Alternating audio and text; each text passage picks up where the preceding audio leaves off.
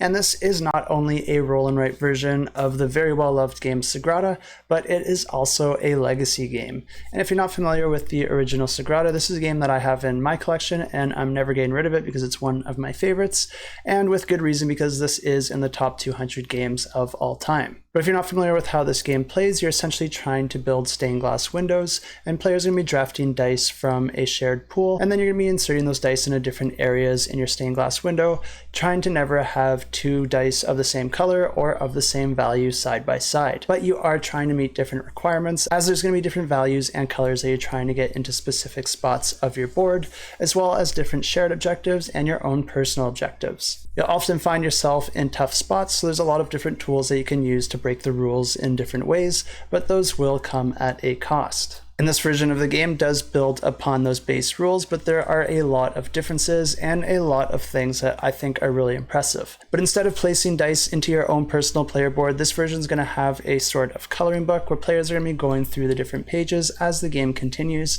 and taking on different challenges and different types of stained glass windows that the book provides. And I think this is a good time to mention that this one is my own personal pick of the week. And I say that with a high degree of confidence because this is a game that I've actually played. I've played through the entire Legacy campaign, and I was honestly blown away by it. I already do love Sagrada, and it does maintain a lot of the aspects of the game that I really love, but it also brings a lot of new mechanisms and ideas that wouldn't be possible if it wasn't for the Legacy aspect of this game and the way that the coloring book actually works opposed to the dice and the board that were in the original game. And I really do think that exploring different ideas and experiences that just weren't possible otherwise is the sign of a really good Legacy game. And this game definitely delivers on that because the types of stained glass windows and their patterns that this game allows you to attempt just would never be possible outside of this design. But it doesn't just stop there because new components and mechanisms will be introduced into the game as the game continues, and these can be triggered by different events or players' actions. And players will also get opportunities to choose their own tools and player powers specific to them that they'll be able to maintain for a period of time as the game moves forward.